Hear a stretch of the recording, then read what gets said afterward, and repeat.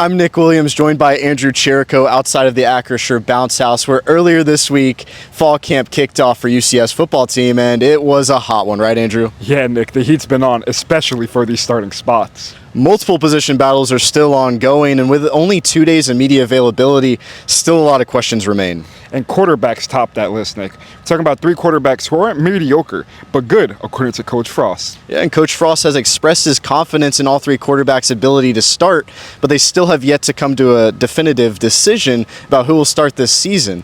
Hopefully, we'll have an answer sooner rather than later. I wish it was obvious, but it's not. That's good and bad. I don't think we have three mediocre quarterbacks. I think we have three good quarterbacks, and we'll see when that gets resolved. But we're not real close to it. Yeah, you know what? There's always saying pressure is what you feel when you don't know what you're doing. But I don't feel pressure because I know what I'm doing. Now, having said that, our guys have put in a lot of work, and I do feel like they're prepared to go earn a job. I don't know who it's going to be, but you know, I wouldn't feel confident in one of these guys to go help us win if we hadn't put in a lot of work in this offseason. But these guys, they busted their butts in the weight room, in the film room, and I feel like whoever ends up winning the job is going to give us a chance to go have success. I feel like at this place, speaking from the first time,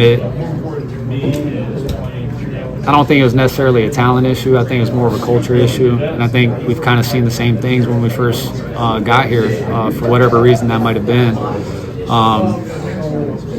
And one thing I do see is, you know, these guys are attacking. You know, guys have transformed their bodies in the off season. I think there's a hunger for these guys. I think they want to be good. But having said that, we haven't had any success yet because we haven't played any games, and we haven't had any adversity yet because we haven't played any games. So that's the real challenge, to see how our team responds when we either have success or adversity, whether we, you know, do this or do that. Nick, this week we also got to speak with some of the veterans who are adjusting to Coach Frost's system.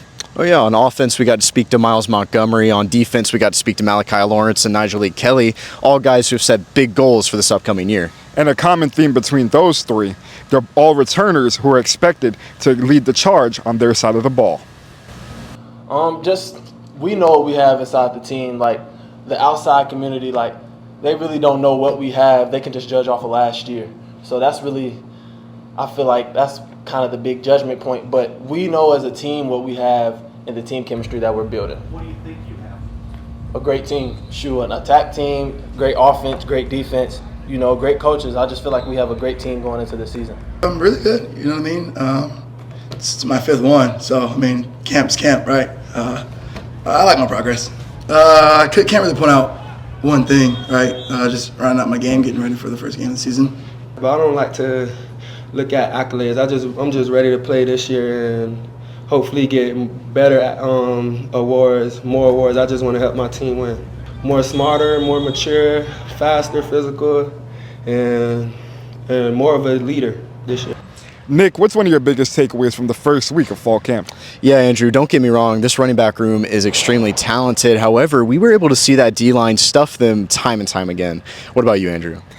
I'm going to stick with the defense. It's easy to say that they won the week, but I'm going to focus on the defensive backs group. We saw a lot of interceptions and a lot of instinctive ball hawks ready to take over a game. I can't wait to see how it plays out into the season, but we'll be able to hear from the offense and defense on Players Media Day, Monday, August 4th. We'll be able to hear from all three quarterbacks who will hopefully give us insight into how they evaluate their performance for the beginning of fall camp. For Andrew Cherico, I'm Nick Williams reporting for the Sons of UCF.